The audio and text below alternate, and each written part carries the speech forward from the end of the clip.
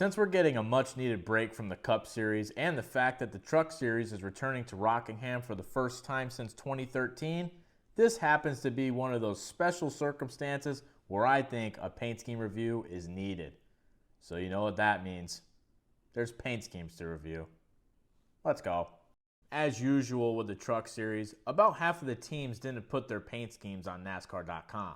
A lot of you guys ask me why I don't do a Truck Series paint scheme review every week, and that is exactly why. Anyway, the one truck's being driven by a double-duty driver that literally nobody asked for, Brandon Jones. He's got Grandpa Gus on board this weekend. I don't know who Grandpa Gus is, but it looks like he's selling weed. 10.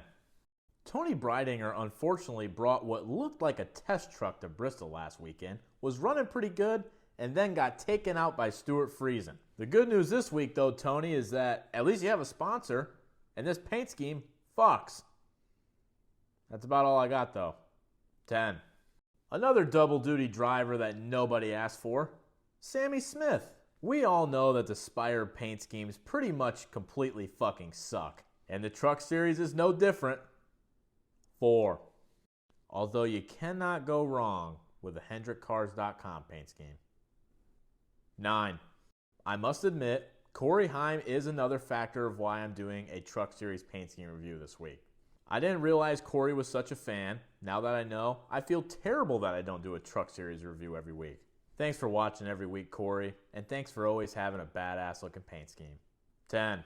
I know this is going to shock you. While the Xfinity Series race was the North Carolina Education Lottery, right, Rockingham Speedway, presented by Black Tire, blah, blah, blah, blah, blah. The truck race is the Black's Tire 200, hence the sponsor. 9. Don't sleep on the rookie Gio this weekend. When they ran testing back whenever they ran testing, he was pretty quick. 9. Tyler Ankrum feels like the kind of guy that doesn't deserve the name Tyler. Is this guy ever going to win another race? 7. I mean, fuck me, Ankrum. Daniel Hemroyd won a damn race before you. And all Hemroyd is a broken clock. He's only right twice a day. Or in his case, it's only right about twice in 10 years. The 2025 Martinsville Truck Race and the 2021 Xfinity Series Championship Race. This is what a Napa car is supposed to look like, though. 10. Lane Riggs is sponsored by Bare Knuckle Boxing, which is pretty cool, but I think would have been better suited with Cody Ware. 10. If you guys haven't been keeping up with the latest NASCAR news, it turns out Chandler Smith may just be a complete pile of shit. You see, his wife is filing for divorce after allegedly being treated like shit for all these years. He has 2 kids that he allegedly doesn't take care of.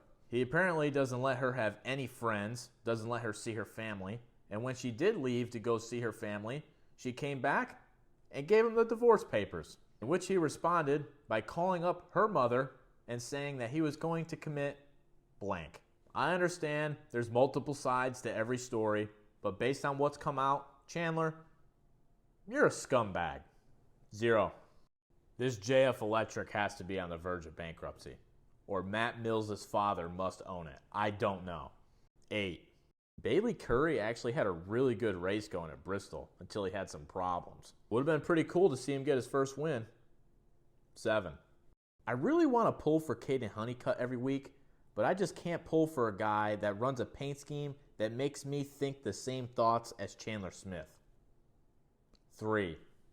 Can we please get rid of the Raja diecast at Target and get something new in? No offense, Raja.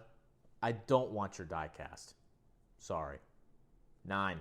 I'm going to keep saying it every paint scheme review. Andres Perez will surprise everybody and win a race when no one expects it.